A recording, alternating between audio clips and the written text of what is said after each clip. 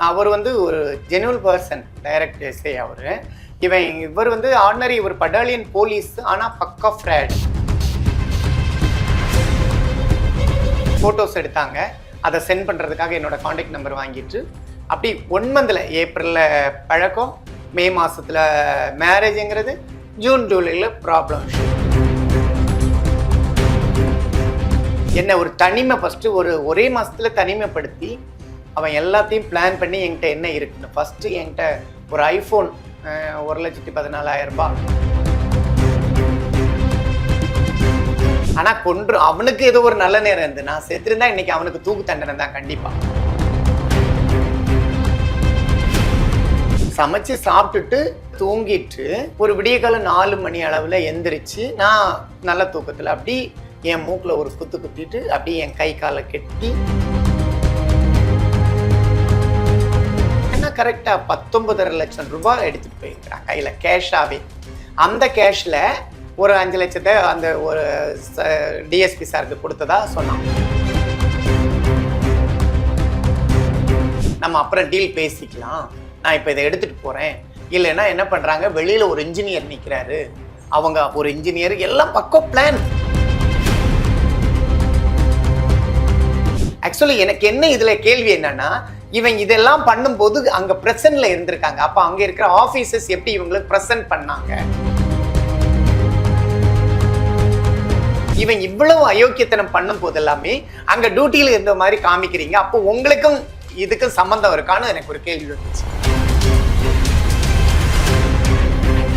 11, 12, 13 வயசுல அண்ணன் தம்பி 2 பேரை மேரேஜ் பண்ணி பொள்ளாச்சியில் எனக்கு பங்களாவே கொடுத்தாங்களாம். அந்த அருணாங்கிறவ பேசுறான். தமிழ்நாட்டில் இருக்கிற திருநங்கைகளோட சீர்கேட்டுக்கு முக்கிய காரணமா இருக்கிறது இவங்க. ஃபுல்லா ப்ராஸ்டியூஷன். ஏன்னா இவங்க ஒரு வீடு எடுத்து நாமக்கல்ல வச்சு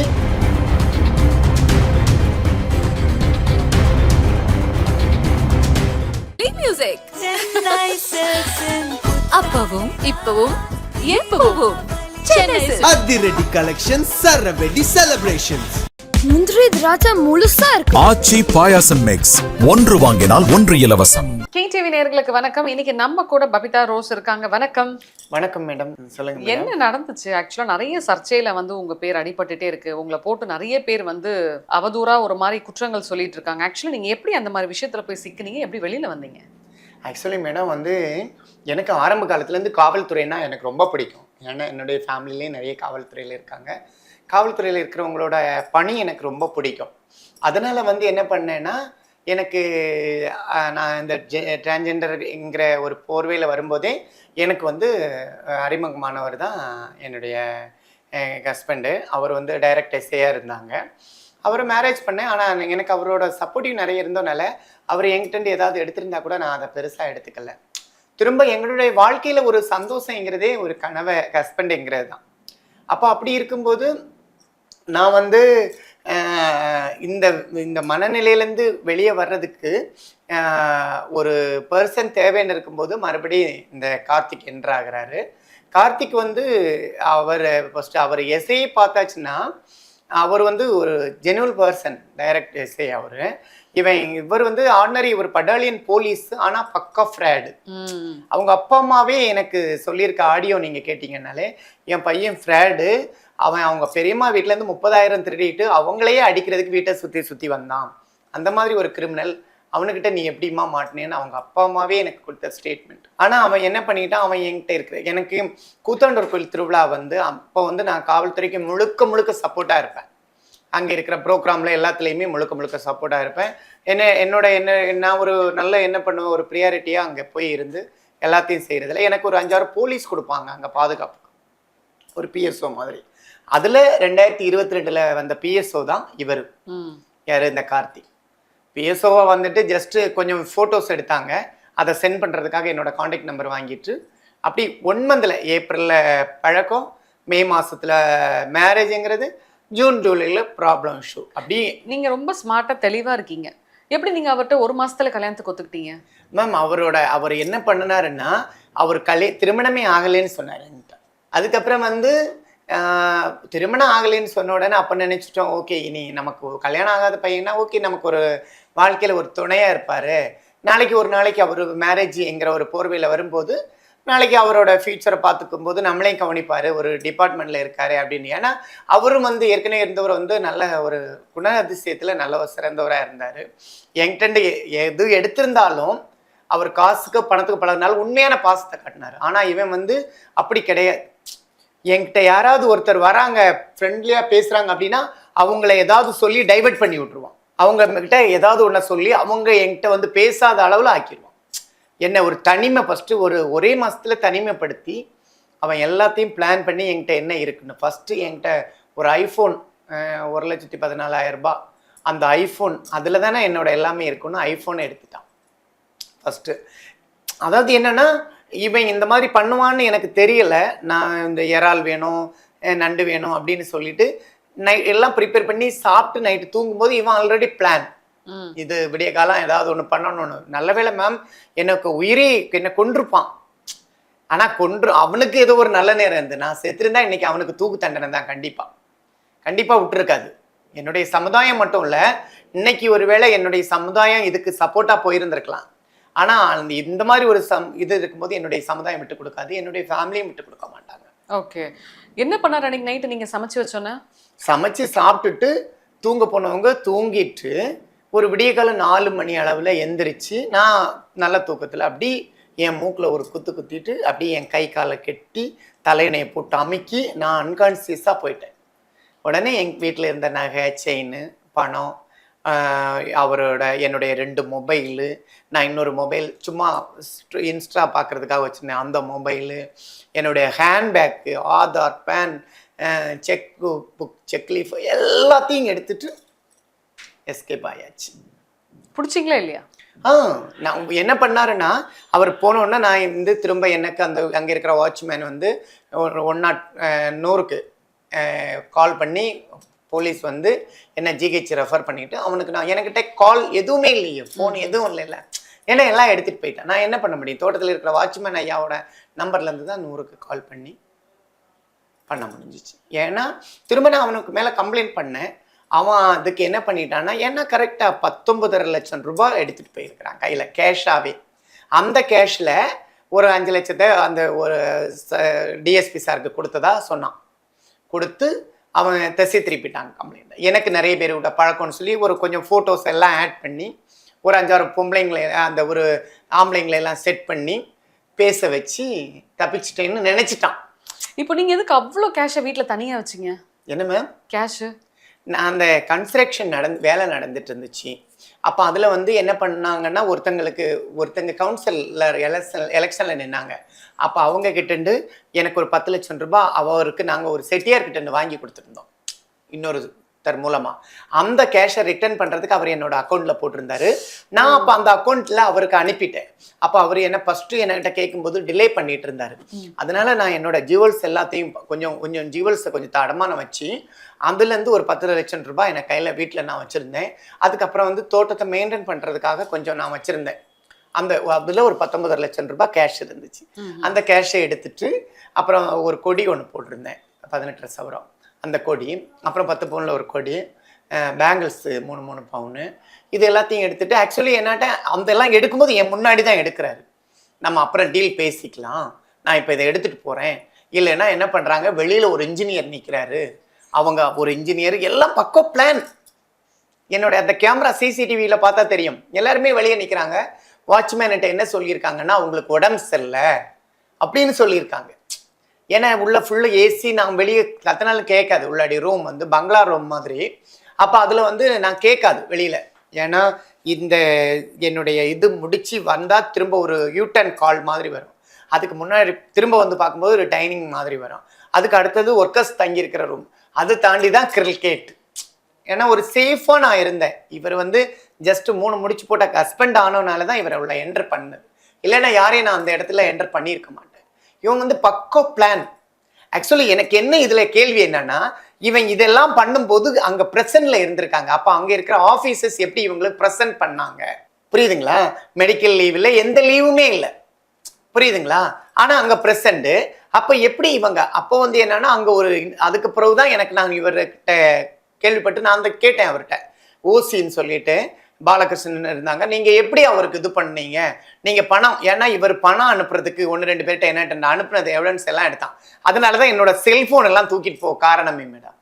அதில் எல்லாம் இருந்துச்சு இல்லையா, அதனால தான் செல்ஃபோன். எனக்கு வந்து இப்போ அந்த எனக்கு ஒரே ஒரு கேள்வி என்னன்னா, இவன் இவ்வளவு அயோக்கியத்தனம் பண்ணும் போது எல்லாமே அங்கே டியூட்டியில் இருந்த மாதிரி காமிக்கிறீங்க, அப்போ உங்களுக்கும் இதுக்கும் சம்மந்தம் இருக்கான்னு எனக்கு ஒரு கேள்வி வந்துச்சு. அந்த அளவுக்கு அவர் உள்ள காசு கொடுத்து பிரைட் பண்ணி வச்சிருக்கிறாரு. ஏன்னா என்னுடைய காரை வரைக்கும் எடுத்துட்டு போயிருந்தாங்க, டாடா கெக்ஸா பெரிய காரு, அது வரைக்கும் அவங்க எடுத்துட்டு போய் அவங்க ஒய்ஃப் வீட்டில் தான் விட்டுருந்தாங்க. நான் போய் எடுத்துட்டு வந்தேன். அந்த அளவுக்கு அவங்க அப்பா அப்போ வந்து கல்யாணம் ஆகலைன்னு சொல்லி அவங்க அப்பா அம்மா மூலம் எனக்கு கல்யாணம் ஆகி குழந்தை இருக்கிற விஷயம் தெரிய வருது. நான் அவங்க அப்பா அம்மா வீட்டுக்கு போயிருந்தேன். அவங்களுக்கு கல்யாண நாடு அவங்க அப்பா அம்மாவுக்கு. அப்போ அவங்களுக்கு சாரி, அவங்க அப்பாவுக்கு வேட்டி சட்டையெல்லாம் எடுத்து அவங்க தம்பி ஒருத்தங்க இருக்காங்க, இப்போ ஸ்டுடியோ ஏதோ வச்சுருக்காங்க போல். ஆனால் அவங்க எல்லாம் ரொம்ப நல்ல டைப், ரொம்ப நல்ல டைப். என்கிட்ட எதுவுமே இது பண்ணதில்லை. நான் சும்மா சொல்லவே கூடாது, இப்போ ஃபோன் பண்ணாலும் பேசுவாங்க. இப்போ இவர் மேலே என்ன மாதிரியான ஆக்ஷன் எடுக்க போறீங்க? என்ன மேம், கண்டிப்பாக. அதாவது என்னன்னா, இப்போ எங்களுடைய ஜெனரேஷனில் இதே மாதிரி ஒருத்தருக்கு ஒரு தண்டனை கிடைச்சா கூட அடுத்து இருக்கிறவங்க யோசிப்பாங்க இல்லையா, ஆண்கள் யோசிப்பாங்க. அவங்க கிட்ட பழகுறதுன்னா உண்மையா பழகணும், இல்லாம நம்ம பழகணும்னா கண்டிப்பா நமக்கு இந்த மாதிரி நிலைமை வரும் அப்படிங்கிறத உதாரணப்படுத்தணும். நான் வந்து எந்த இல்லீகல் சப்போர்ட் எந்த டிபார்ட்மெண்ட்லயும் கேட்கவே இல்லை, உண்மையான சப்போர்ட் மட்டும்தான் கேட்கிறேன். அதாவது நான் என் சைட்லேயே தவறு இருந்தா கூட அவனுக்கு திருமணம் ஆயிருக்கு, ஒரு குழந்தை இருக்கு, ஒரு யூனிஃபார்ம் சர்வீஸ்ல இருக்கிறவங்க, டிசிப்ளின் டியூட்டி காவல்துறைங்கிறது, அந்த டிசிப்ளின் டியூட்டியில் இருக்கிற ஒரு பர்சன் எப்படி இந்த தவறை செஞ்சாரு? அப்ப ஒரு கல்யாணம் ஆகாத ஒருத்தர் செஞ்சிருந்தா கூட ஒரு ஆர்வ கோளாறா இருக்கலாம். திருமணமாகி குழந்தை இருக்கு, மனைவி இருக்கு, எல்லாமே இருக்கிற ஒரு பர்சன் என்கிட்ட அப்ப எதுக்காக? அப்ப ஏதோ ஒரு ஆதாரத்தை தேடித்தானே அவர் திருமணம் செஞ்சிருக்கு. இப்போ இந்த பிரச்சனைல இருந்து எப்படி வெளில வந்தீங்க? இந்த பிரச்சனையில இருந்து என்னுடைய பேரண்ட்ஸ் சைட்ல இருந்து எனக்கு ஒரு அப்பா இருக்காங்க, பெரிய அப்பான்னா அவர் வந்து அப்பா தான் பாலசுப்ரமணியன், இந்து மக்கள் கட்சியோட மாநில தலைவர் பாலசுப்ரமணியன் ஜி. அவர்கிட்ட இந்த மாதிரி விஷயம் சொன்ன உடனே நான் அப்போ ஜிஹெச்ல அட்மிட்டாக இருந்திருந்தேன். எனக்கு உடல்நிலை சரியில்லை அப்படின்னு சொல்லி ஜிஹெச்ல அட்மிட்டாக இருக்கும்போது உண்மையிலே உடல்நிலை யூரின் இன்ஸ்பெக்ஷன் ஆகிடுச்சு. அதில் நான் ஆஸ்பத்திரியில் இருக்கிற மாதிரி கொஞ்ச நாளைக்கு அப்படியே கண்டினியூ பண்ணி ட்ரிச்சி ஜிஹெச்ல இருந்துட்டு அப்புறம் பெயில் பண்ணி மூவ் பண்ணி அப்படியே வெளியே எடுத்து அவங்க கொண்டு வந்துட்டு எல்லா விஷயமே தெரியும். எதனால எடுத்தாங்க உங்களை? இவங்க எனக்கு மேல கம்ப்ளைண்ட் பண்றாங்க, எனக்கு மேல இவர் கம்ப்ளைண்ட் பண்றாங்க. என்ன ஒரு தெளிவு, பயங்கர தெளிவு. அது எப்படி மேம், இவர் பண்ணல, அந்த வீடு கட்டி கொடுத்தாருல இன்ஜினியர், அந்த இன்ஜினியரை வச்சு கம்ப்ளைண்ட் கொடுக்குறாரு. எப்படின்னா அவர் கவுன்சிலர் எலெக்ஷனுக்காக நிற்கிறாரு. அப்போ நான் வந்து 10 லட்சம் ரூபாய் அவருக்கு கொடுக்குறேன் அந்த எலெக்ஷனுக்கு. அந்த எலெக்ஷனில் உள்ள அமௌண்ட் அவர் எனக்கு என்ன முட்டாள்தனம் பண்ணினாங்கன்னா அந்த இன்ஜினியரும் இந்த போலீஸ் கேஸ் போட்ட போலீஸ் கூட அதை யோசிக்கலை. எப்படின்னா அவங்களுக்கு அந்த 10 லட்சம் எனக்கு தர்றதை வச்சு அவர் எனக்கு லஞ்சம் கொடுத்துருக்கிறாராம். 10 லட்சம் கெட்டட ரோட் கான்ட்ராக்டுக்காக எனக்கு லஞ்சம் கொடுத்ததா 10 லட்சத்தை எனக்கு அனுப்புறேன். அதே 10 லட்சத்தை அன்னைக்கே நான் திரும்பி ரிட்டர்ன் அவங்க அண்ணன் பையனுக்கு அனுப்புறேன். அப்போ நான் இப்போ அவங்க மேல வழக்கு போடலாம், கேட்டுக்கோங்க. அப்போ அந்த இதில் நான் வந்து அவருக்கு வீடு கட்டினதுலேயும் ஒரு 11 லட்சம் கொடுக்க வேண்டியிருந்தா, இந்த 10 லட்சம் 21 லட்சம் மோசடி அப்படின்னு சொல்லிட்டு வழக்கை கொடுத்து அதை ஒரு சீட்டிங் கேஸ் மாதிரி எடுத்து, ஏன்னா என்ன ரிமைண்ட் பண்ணுறதுக்கு வாய்ப்பு வேணும்ல, புரியுதுங்களா? என்ன ரிமைண்ட் பண்ணுறதுக்கு வாய்ப்புக்காக இது எதையுமே போடலை. அப்படி கம்ப்ளைண்ட் பண்ணி கொடுத்துட்டு எங்க திருநங்கை தென்னிந்திய திருநங்கைகள் கூட்டமைப்பு தலைவன் அருணான்னு ஒன்று இருக்கா, அவ வந்து பக்கா ஃப்ராடு. இன்னைக்கு இருக்கிற திருநங்கை சமுதாயத்துக்கு வேர்வை ரத்தத்தையும் உறிஞ்சு பழச்சிட்டு இருக்கிறா. அவளுக்குள்ள என்ன பண்றாங்க, இவங்க சப்போர்ட்டுக்கு கொண்டு போறாங்க, புரியுதுங்களா? அப்ப வந்து அங்க இது எனக்கு சம்பவத்துக்கு 1 வாரத்துக்கு முன்னாடி ஒரு திருநங்கை வைஷ்ணவின்னு சொல்லிட்டு கைச்சவி பாசிட்டிவ் திருநங்கை சமயபுரம் டோல் அந்த இது பக்கத்தில் மன்னார்புரத்தில் பாலியல் தொழிலில் நிற்கிறாங்க. அங்கே ஒரு விஏஓட பையனை பாலியல் தொழிலுக்கு கூட்டிட்டு போய் கட்டையை தூக்கி தலையில போட்டு கொன்னுடுறாங்க. ஆமா, அவங்கள அப்ப ரிமாண்ட் பண்றதுக்கு நான் காவல்துறைக்கு சப்போர்ட் பண்ணியிருக்கேன். அப்ப இவ இருந்தா அதுக்கு முன்னாடி நம்ம மதிப்புக்குரிய எஸ்பி ஐயா இப்ப கடலூர்ல இருக்காங்க ஜெயக்குமார் ஐயா, அவங்க விழுப்புரத்துல எஸ்பி ஐயாவா இருக்கும்போது திருநங்கைகளுக்கு ஒரு நாயக்கு தலைவி மாவட்டத்தோட விழுப்புரம் மாவட்டத்தோட தலைவி அப்ராமி, அவங்கள சக திருநங்கைகளும் பாலியல் தொழில் பண்ற இடத்துல பிரச்சனையில ராணாட்டா முறுக்கு கம்பியை எடுத்து தலையில அடிச்சு கொன்னுட்டாங்க.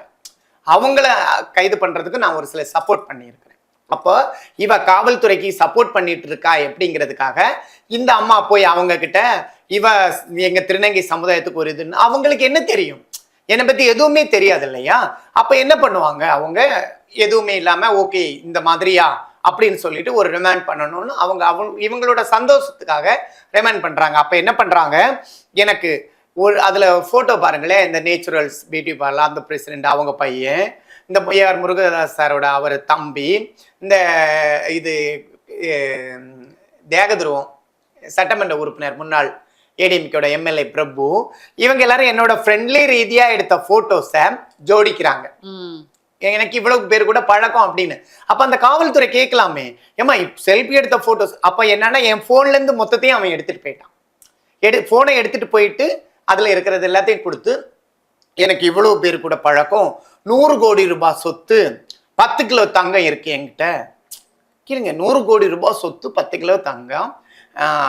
2007 நான் டிரான்ஜெண்டருக்கு நான் ஒரு கேட்டகரி 31 ஃபர்ஸ்ட், எனக்கு 31 வருஷம் நடந்துட்டு இருக்கு என்னோட இதுல. அப்போ அந்த 31 வயசுல 2007னா என்னோட வயசு என்னவா இருந்திருக்கும், 14 வயசு. 11 12 13 வயசுல அண்ணன் தம்பி 2 பேரை மேரேஜ் பண்ணி பொள்ளாச்சியில எனக்கு பங்களாவே கொடுத்தாங்களாம். அந்த அருணா எங்கிறவ பேசுறா, அவளுடைய போட்டோ கூட இருக்கும்னு நினைக்கிறேன், நான் காமிக்கிறேன், ஒருக்கா காமிக்கட்டும், அப்பதான் எனக்கு மனசு திருப்தியா இருக்கும். அவ அந்த அருணா என்கிறவ, அவ அவளுக்கு போட்டோ நான் ஃபர்ஸ்ட் காமிக்கிறேன்.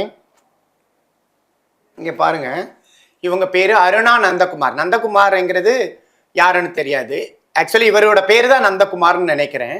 அருணாங்கிறது இவங்க திருமணமாகி 2 குழந்தைகளோட அப்பா. 2 குழந்தைகளோட அப்பா இவர் இப்ப பெண், திருநங்கை பெண். இவங்களுடைய மனைவியும் குழந்தைகளையும் தவிக்க விட்டுட்டு இப்ப அந்த குழந்தைங்களை இவருக்கு ஒரு புருஷனா அந்த புருஷனோட குழந்தைகளாம். மக்கள்கிட்ட எப்படி இமேஜினேஷன் பண்றாருன்னு பாருங்க. இந்த அருணாங்கிறவங்க என்ன பண்றாங்க, இவங்க போய் அவங்களுக்கு சப்போர்ட் பண்றாங்களாம். ஏன்னா சமுதாயத்துல பபிதா ரோஸ் என்கிறவங்க தான் நிறைய ஆண்களை கல்யாணம் பண்ணியிருக்காங்க. ஏன்னா இவங்க எல்லாம் ஒரு நாளைக்கு 40 பேரை கல்யாணம் பண்றவங்க. இவங்க என்ன பண்றாங்கன்னா, ஒரு வீடு எடுத்திருக்காங்க, அங்க வரக்கூடிய இளம் திருநங்கைகளை வச்சிருக்காங்க. தமிழ்நாட்டை சீரழிக்கக்கூடிய ஒரு பர்சன்னா இந்த அருணா நந்தகுமார் தான். தமிழ்நாட்டில் இருக்கிற திருநங்கைகளோட சீர்கேட்டுக்கு முக்கிய காரணமா இருக்கிறது இவங்க தான். ஃபுல்லா ப்ராஸ்டியூஷன். ஏன்னா இவங்க ஒரு வீடு எடுத்து நாமக்கல்ல வச்சு அங்க இருக்கிறவங்கள ஃபுல்லா பாலியல் தொழிலுக்கு அனுப்புறது, அவங்களுடைய வாழ்வாதாரத்துக்காக அதுக்கு போய் தான் ஆகணும். அதை இவ பிடிச்சு பறிச்சிட்டு இவர் சொகுசா அலைகிறது. கேட்டா தென்னிந்திய திருநங்கைகளோட அமைப்போட தலைவி தலைவியா இருக்காங்க. ஏன் அப்ப மத்த திருநங்கையோட பிரச்சனைகளை சால்வ் பண்ண மாட்டாங்க? மத்த பிரச்சனை திருநங்கைகளோட பிரச்சனைகளை சால்வ் பண்ணி இப்ப ஒரு திருநங்கை வேலைக்கு அனுப்பியாச்சுன்னா இவங்களுக்கு எப்படி வரும் வருமானம் சொல்லுங்க, எப்படி வரும்? இன்னைக்கு என்ன பொறுத்த வரைக்கும் ஒரு மாவட்டத்துல 2 தலைவிகள் இருக்கிறது கண்டிப்பா வேண்டும் தான். ஏன் குறிப்பிட்ட எத்தனை மாவட்டத்துல இருக்கிற திருநங்கைகளோட தலைவிகள் அவங்க திருநங்கைகளா, நீங்க இருங்கம்மா உங்க வீட்டுல, நீங்க ஏதோ சம்பாதிக்கிறீங்களா, போங்கம்மா, அம்மாவுக்கு நல்லது கெட்டதுன்னா பாக்குறீங்களா, ஒரு புடவை எடுத்து கொடுக்குறீங்களா, உங்களால முடிஞ்ச உதவி பண்றீங்களா? இது பெத்தவங்களுக்கு செய்யற கடமை. கட்டாயத்தின் பேர்ல பண்றது இந்த திருநங்கை, இந்த அருணா நந்தகுமார் தான். இவதான் தென்னிந்திய திருநங்கைகள் கூட்டமைப்புங்கிற ஒரு அமைப்பு மூலமா எல்லாரையும் அடிமைத்தனத்துக்கு கொண்டு போறது. இது இனி இந்த தமிழ்நாட்டில் அடுத்த இந்த 25ஓட முடிஞ்சிடும். 26ல இந்த கட்டமைப்பு வேண்டவே வேண்டாம். ஏன்னா எல்லாரும் என்ன சொன்னாங்கன்னா, இந்த கட்டமைப்பை பற்றி நான் பேசணும்னா எனக்கும் ஜமாத்துக்கும் என்ன தெரியும்னு கேட்டாங்க. அதற்காகவே நான் இப்ப என்ன பண்ணியிருக்கேன் அப்படின்னா, என்னுடைய ஒரு ஆரம்ப காலத்துல இருந்து ஒரு மாடலிங்லையும் சரி, ஒரு திருநங்கை வரைமுறையிலையும் கொஞ்சம் நல்லா இருந்தவங்க தான் மலேக்கா அம்மா. அவங்களுடைய பொண்ணா நான் மடியாயி இன்னைக்கு சென்னையில இருக்கிற திருநங்கைகளோட நாயக்குகள் பாத்தீங்கன்னா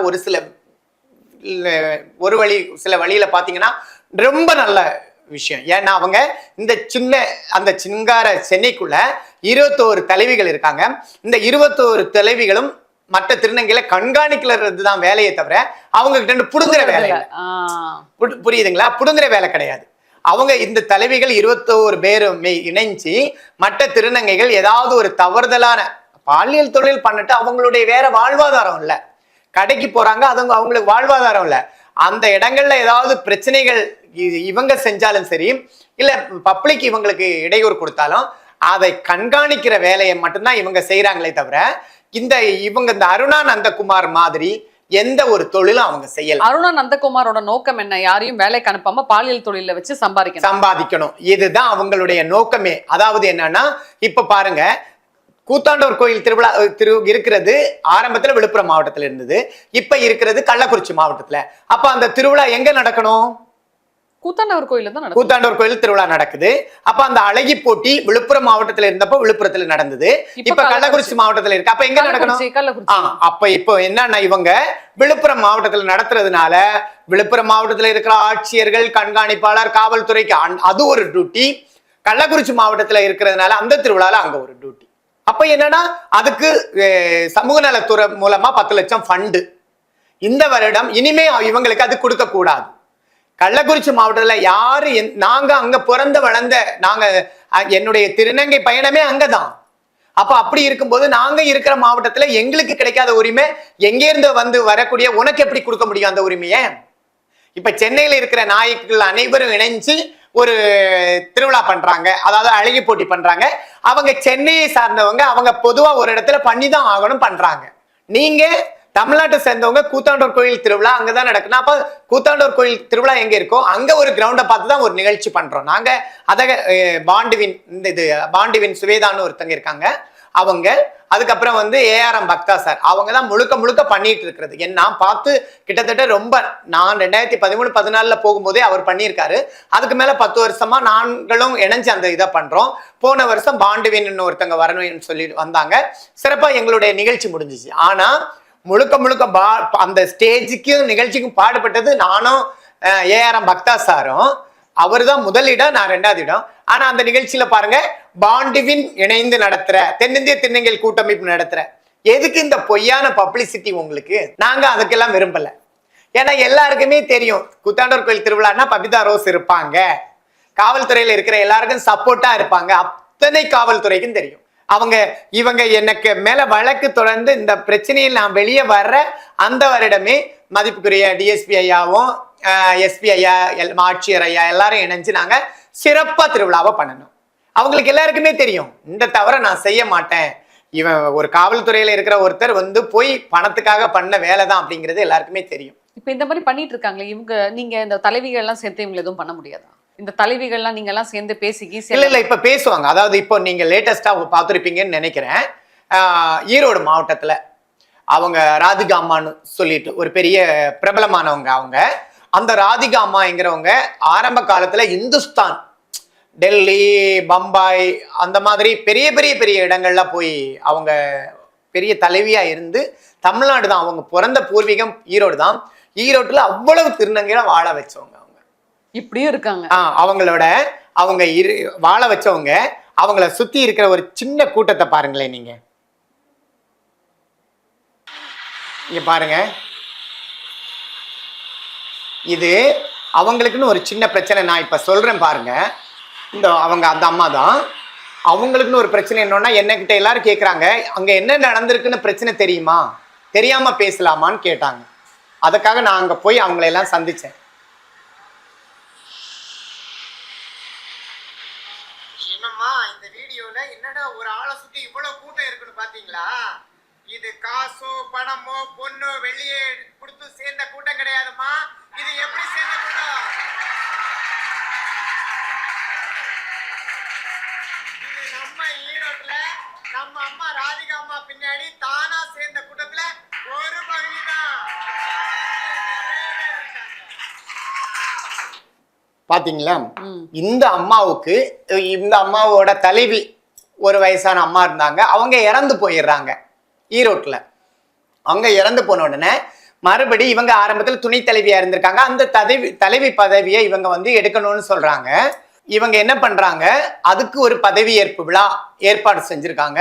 கிட்டத்தட்ட 40 லட்சம் ரூபாய் செலவு பண்ணி அவ்வளவு கிராண்டா, இந்துஸ்தான்ல இருந்து, பஞ்சாப்ல இருந்து, ஹரியானால இருந்து, டெல்லியில இருந்து, பெங்களூர், சென்னைன்னு அத்தனை மாநிலங்கள்ல இருந்தும் திருநங்கை தலைவிகளையும் பெரியவங்களும் சின்னவங்களையும் எல்லாரையும் வர வச்சு மிக சிறப்பா ஒரு மண்டபத்துல ரெடி பண்ணியிருக்காங்க.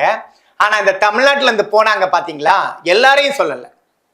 தமிழ்நாட்டுல 100% முழுக்க முழுக்க நல்லவங்களே இருக்காங்க. இந்த ஒரு சில 10% 1-2 பேர் பாருங்க, அவங்க இறந்ததுக்கு அப்புறம் இவங்க மூத்த பிள்ளையா இருந்து அந்த தலைவி பதவியை ஏத்துக்கிட்டாங்க.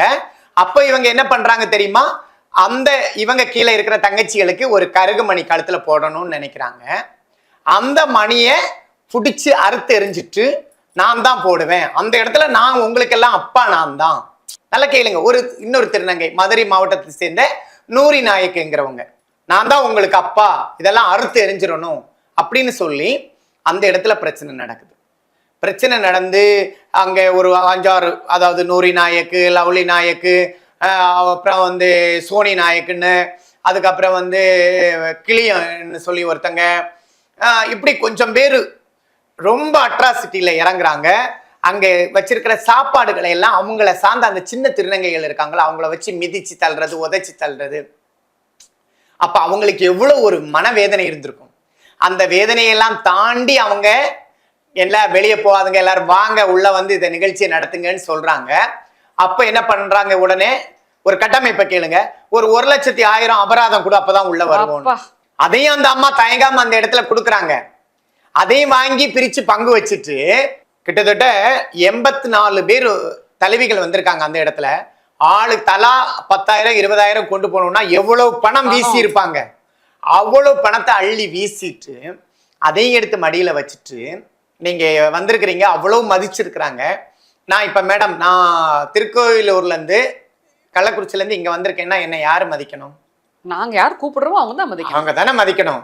அப்ப டெல்லி, பஞ்சாப், ஹரியானா எல்லா மாநிலத்தில இருந்து நம்ம தமிழ்நாடை நம்பி வந்திருக்காங்களே, அப்ப தமிழ்நாட்டுல இருக்கிறவங்க என்ன பண்ணிருக்கணும்? அவங்கள நல்லா வெல்கம் பண்ணி மதிச்சிருக்கணுமா இல்லையா? அட்லீஸ்ட் சென்னையில இருக்கிறவங்கள அவங்க அதை கூட மதிக்கல, சென்னையே தனியாமா அப்படின்னு. அப்ப எந்த அளவுக்கு ஒரு கெட்ட எண்ணத்தோட நீங்க பழகுறீங்க. இன்னைக்கு உங்ககிட்ட இருக்கிற பணங்கள் எல்லாம் நீங்க சம்பாதிச்சு கொண்டு வந்ததா, இல்ல உங்க குடும்பத்துல இருந்து கொண்டு வந்ததா, இல்ல குடும்ப சொத்தை வித்ததா? சக திருநங்கைகளோட ரத்தம், வியர்வை, உழைப்புகளை எல்லாம் உறிஞ்சு எடுத்த பணம் நம்ம தமிழ்நாட்டுல இருக்கிற திருநங்கை. அட்ராசிட்டிஸ் எல்லாம் எப்படி ஸ்டாப் பண்ண போறீங்க? இந்த அட்ராசிட்டி எல்லாம் கண்டிப்பா அது தமிழக அரசு ஸ்டாப் பண்ணும். நான் ஒரு தனி மனிதன் குரல் கொடுத்து எதையும் நடக்க போறது இல்ல. கண்டிப்பா அதாவது இதுல இருக்கிற அட்ராசிட்டியை இது கட்டுப்படுத்துறதுக்கு தமிழக அரசும் காவல்துறையால மட்டும்தான் முடியும். இப்ப நீங்க மலையக்கா அம்மாவோட சேர்ந்துட்டீங்களா, சோ நீங்க சேஃப் தானே? ஆமா, நான் சேஃப் தான். மலையக்கா அம்மா கூட சேர்ந்து சேஃப்னு ஆல்ரெடி நான் சேஃப் தான். இப்ப அந்த அம்மா இங்க ஒரு நல்ல என்ன சொல்றது, ஒரு ஜமாத்துல இருக்கிறாங்க. அவங்களுக்கு தலைவி அன்பம்மாங்கிறவங்க, அவங்களும் ஒரு கோயில் வச்சு வழிபடக்கூடியவங்க. மலையக்கா அம்மாவும் ஒரு கோயில் வச்சு வழிபடக்கூடியவங்க. இங்க இருக்கிற நிறைய பேர் கோயில் வச்சு வழிபடுறாங்க. அதனால அவங்க கிட்ட நிறைய நல்ல குணங்கள் ஒட்டி இருக்கு. ஆரம்பத்துல எப்படி இருந்தாங்கன்னு தெரியாது, ஆனா இப்ப முழுக்க முழுக்க அவங்க தன்னைத்தானே ஒரு ஒரு என்ன ஒரு ஒரு மகா காளின்னு சொல்லுவாங்களே, ஒரு ஒரு தெய்வீக காளி அம்சத்துல எல்லாரையும் சேவ் பண்ணி அதுல இருந்து நிறைய தலைவிகள் இருக்காங்க. அதனாலதான் சென்னையில இப்ப நிறைய மாற்றங்கள் உருவாக காரணமே அந்த தலைவிகளோட ஒரு சில விஷயங்கள் எல்லாமே திருநங்கைகள் மத்தியில ஒரு நல்ல ஒரு பிடித்தமான ஒண்ணா இருக்கு. அம்மா, நீ எனக்கு பொண்ணா, நீ என்ன 10 ரூபா சம்பாதிக்கிறியா, நீ பாரு, உன் குடும்பத்தை பாரு, உன்னை சேவ் பண்ணு அப்படின்னு அவங்க சொல்ல ஆரம்பிச்சுட்டாங்க. இன்னைக்கு அவங்க பிரியப்பட்டு, எனக்கு அம்மா இருக்காங்க, நான் என் அம்மாவுக்கு பிரியப்பட்டு கொடுக்கணும்னா அதை வாங்குவாங்கல்ல, அந்த மாதிரி பிரியப்பட்டு என்ன செய்யறாங்களோ அதை அவங்க வாங்கிக்கிறாங்க. மற்றபடி அட்ராசிட்டி எல்லாம் இல்ல. தமிழ்நாட்டிலையும் அப்படி இருக்காங்க, தமிழ்நாட்டிலையும் அப்படி இருக்காங்க. என்ன பண்றது, தலைவிகளை இருக்காங்க, தலைவிகளை விட்டுட்டு தலைவிகளுக்கு ஒரு மாலக் அப்படிங்கிற ஒரு போர்வையை கொண்டு வந்திருக்காங்க. இப்ப அதாவது ஆரம்பத்துல திருநங்கையில கட்டுப்படுத்தினாங்க, அவங்களோட இண்டிபெண்டன்ஸ் சுதந்திரத்தை எல்லாத்தையும் பறிச்சு ஒரு தலைவியை கொண்டு வந்தாங்க. அந்த தலைவிங்க என்ன மனசு வச்சு இப்ப என்ன பண்றாங்க, ஒரு ஃப்ரீடம் கொடுக்குறாங்க திருநங்கைகளுக்கு. ஆகா, இப்படி ஃப்ரீடம் பண்ண ஆகாதுன்னு இந்த தலைவிகளை கட்டுப்படுத்துறதுக்கு ஒரு மாலக். அது திருநெல்வேலியில பிறந்த உங்களுக்கு சென்னையில இருந்து ஒரு தலைவியை வச்சா என்ன ஆகுங்க? அதானே, எந்த மாவட்டத்துல யாரு பிறந்திருக்காங்களோ அவங்களுக்கு அவங்க திருநங்கைகளால் தேர்ந்தெடுக்கப்பட்டு ஒரு தலைவியா வந்தா நல்லா இருக்கும். இவங்களாவே இது பண்ணிக்கிறாங்க. இவங்க ஒரு 10 20 லட்சம் 50 லட்சம் வாங்கி ஒரு மண்டபத்தை பிக்ஸ் பண்ணிட்டு, உனக்கிட்ட பணம் இருந்தா நீ தலைவி, பணம் இல்லையா நீ ஜல்லிக்கு பிரயோஜனம் இல்லை. அம்மா ஜல்லிக்கு பிரயோஜனம் இல்லை. அது என்னவோ மேடம், இவங்க இப்ப இன்னொரு சிஸ்டம் நடக்குது பாருங்க. இந்த பிரச்சனை என்னன்னா, இந்த ஈரோடு மாவட்டத்தில் இருக்கிற அந்த அம்மா அத்தனையும் தாண்டி சாதிச்சு இன்னைக்கு வந்துட்டாங்க. அவங்க சும்மா விடல, அவங்க மாவட்ட ஆட்சியர்கிட்டையும் போய் மாவட்ட காவல் கண்காணிப்பாளர்கிட்டையும் போய் லெட்டர் எல்லாம் கொடுத்து இந்த மாதிரி ஒரு தலைவி பதவி இருக்கிறேன்னு ப்ரொசீஜராக போய் தான் அந்த நிகழ்ச்சியை நடத்தியிருக்காங்க. அந்த நிகழ்ச்சியில இவங்களோட அட்ராசிட்டி தாங்க முடியாம தான் இந்த போராட்டம் வெடிக்க காரணமே. புரியுதுமா. ஸோ கண்டிப்பாக உங்களோட போராட்டம் வந்து இன்னும் நிறைய சக்ஸஸ் ஆகணும். அண்ட் உங்கள் சைடில் வந்து கண்டிப்பாக நியாயம் நிற்கும், நிறைய பேர் நல்ல உள்ளங்கள் சப்போர்ட் பண்ணுவாங்க. ஸோ இந்த திருநங்கை இந்த மாதிரியான பிரச்சனைகள்லேருந்து மீண்டு ஒரு நல்ல ஒரு ஹெல்த்தியான லைஃப் ஸ்டைல் வாழணும்னு சொல்லிட்டு நாங்கள் எல்லாருமே வந்து உங்களை வாழ்த்துறோம். கண்டிப்பா மேம், கண்டிப்பா. தேங்க்யூ. மியூசிக் அப்பவும் இப்பவும் எப்பவும் சென்னை சில்க்ஸ். அதிரடி கலெக்ஷன் சரவெடி செலிப்ரேஷன்ஸ். முந்திரி திராட்சை முழுசா இருக்கு. ஆச்சி பாயாசம் மிக்ஸ், ஒன்று வாங்கினால் ஒன்று இலவசம்.